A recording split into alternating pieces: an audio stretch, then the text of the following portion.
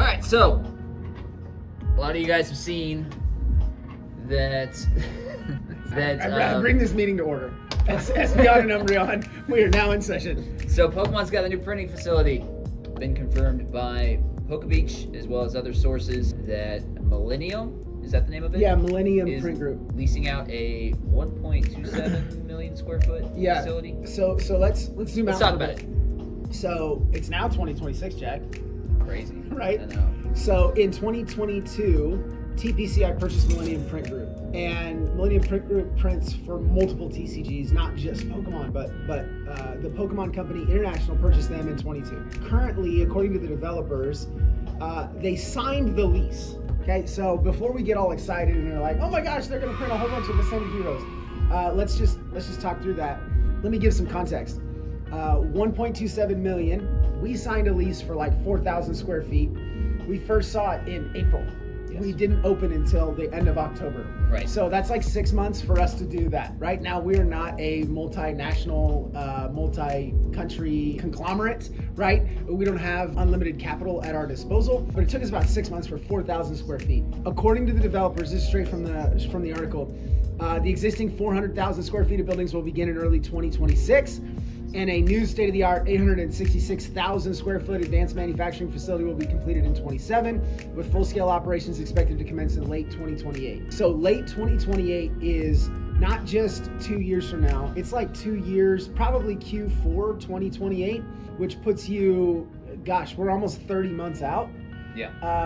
And so we are probably 12 to 15 sets away from seeing the impact of this lease being signed to supply and demand for Pokemon cards. Worst case scenario, it's a Wizards of the Coast type environment where they just print every set into the ground and you can always find it. And after release week, booster boxes are always, $100 or $105. Best case scenario, they reserve part of their printing presses depending on what demand is versus like ETB, Pokemon Center pre-sales. They can match capacity with what demand is on demand with a larger facility. That's in my head what ideal is as like an operator. So that's what's like most interesting to me, right? Because Pokemon as an IP is one of, if not the largest IP in the world. It's a $288 billion IP, bigger than like Disney, most of the other larger IPs. Yeah. So when Pokemon sees a problem in the industry, it's not a speedboat that's trying to course correct. It's a cruise liner, right? So a cruise liner can't make a 90-degree turn on a dime. It takes a long time for that ship to move. So if this facility is late 2028, I think, Pokemon is trying to predict what the market's going to look like 2 years from now, which they really can't. You can't really predict it, right? So what if Pokemon makes this facility lease and ends up printing a ton of product in 2028, but by that point, everything market-wise is already course-corrected and stabilized itself.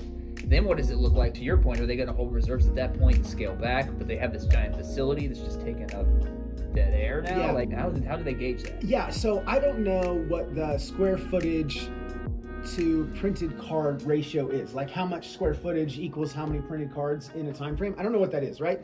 But let's make some assumptions. They're adding on 1.27 million square feet manufacturing campus in North Carolina. That's a different campus than what's currently printing English Pokemon cards. So let's just make it up. Let's just say that that's a 5x increase in their printing capacity. And I've not done business in Japan. I've done business in the United States operationally, and so as I put on that hat, which this isn't how Pokemon thinks, but it'll give you a little bit of an idea. If they're trying to predict what demand will look like 2.5 years down the pike, right? They're anticipating that demand is going to continue to ramp up and that eventually this 5x input will be able to all of a sudden hit all the demand, and they'll be able to, give the fans what they want, give the collectors what they want, and still sell a lot of product. The challenges is when you add a facility, there's increased costs. Right. So in my head, it wouldn't be out of line for Pokemon to set the baseline for a pack at, $525 or $549, which then puts your MSRP for a booster box, if their average price is $5.5 at $198. That may be a reality that we see. The other thing that could happen is they're not going to commit to this lease and all of these building expenses without having some level of a backup plan. Now, What I am aware of, generally speaking, differences in international business practices, TPCI probably has like 4 or 5 different business models that work with this lease. And so one of them could be that they anticipate doing what is the set that is available, the 100 cards, the 100 pack set that's available right now in Japan? Starter deck 100. Yeah, starter deck 100. So imagine having a set that releases that is 767 cards in a set. That's ginormous, right? Right. But the thing about that starter deck 100, and I made up the number, Jack will fix it in post with how many numbers it actually is. Yeah.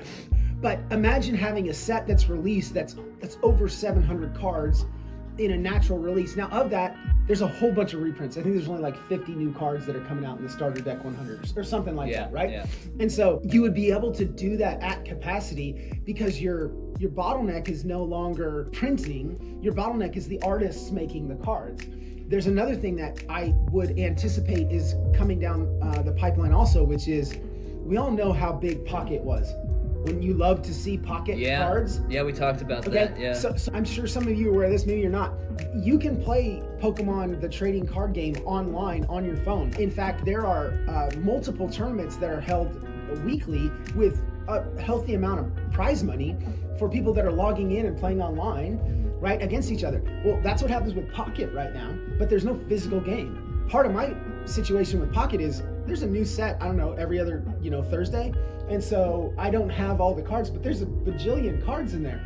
What happens if they just decide to start printing all of the Pocket TCG Pockets? That could be a thing that eats up that capacity, because all of a sudden, if you 5x your capacity, Walmart and Target will not tolerate things on their shelves that don't move. So if they printed a gajillion Destined Rival booster bundles and they sat on the shelves, that's not going to go over Target. So they can't just overprint the set. They're going to have other products. And one of those other products could be Pokemon Pocket side packs. It's interesting too when you think about like printing delays that we've seen over the last few months, like with ETBs for Phantasmal Flames. Yeah, and keep going back. All of them since almost Destined Rivals, the ETBs have been delayed at least 5 days to us. And then with the new set coming out, Ascended Heroes, they didn't even promise. Releases. Yeah, they didn't even promise the ETB on release date. So the set comes out January 30th, and in that.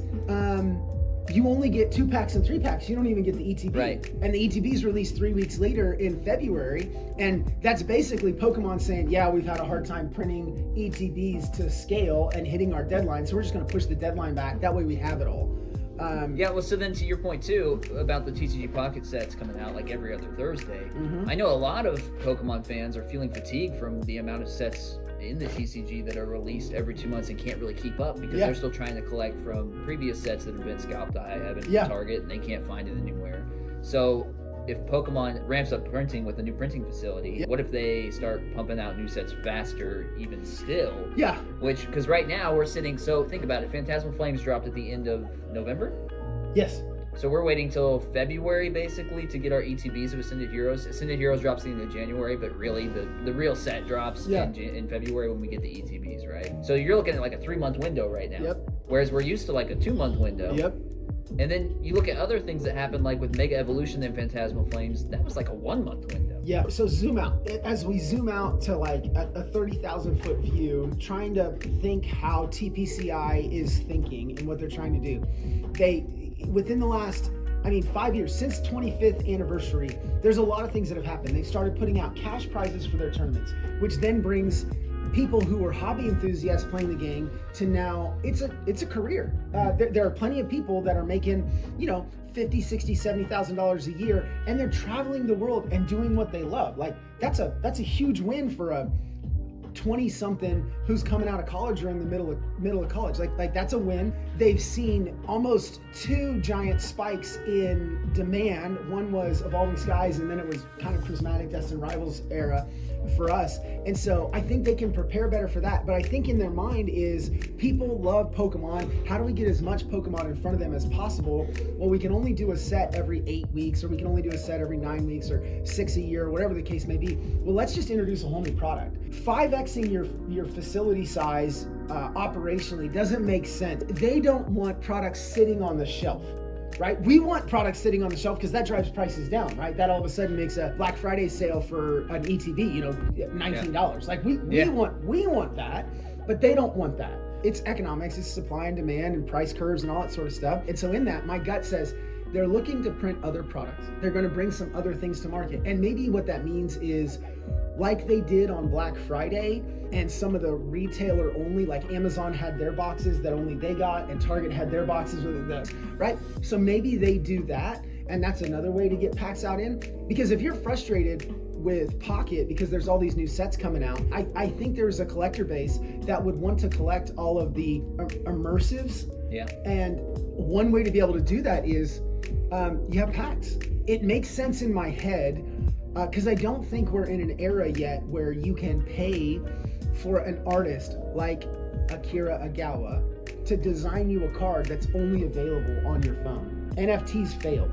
Yeah. Right? And so I don't think they want that pigeonholed into just a digital good. Why wouldn't they make that a physical good? I'm not trying to be too much reading into it, but it makes sense in my head that with the expansion of this manufacturing, that they're totally going to bring other products. Or we're about to see the Millennium Print Group sign a new deal with, pick a card game, Lorcana or what's Rift, or maybe they buy the Union Arena group, right? Or they sign the lease with them because it would also be intelligent from a business standpoint to diversify, right? And so Millennium Print Group, which is owned by TPCI, may get the rights to print other card games. So I don't think it's just all capacity for Pokemon. No, I agree. Right?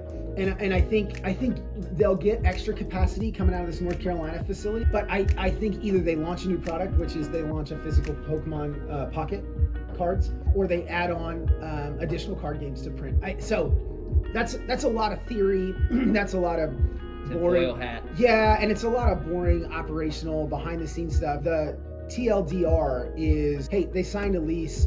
It's not going to be operational for 30 months.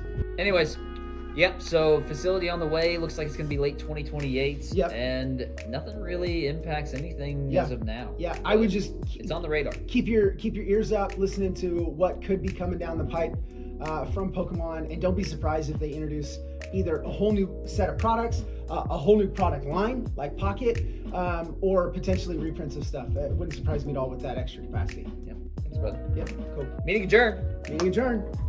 Nice.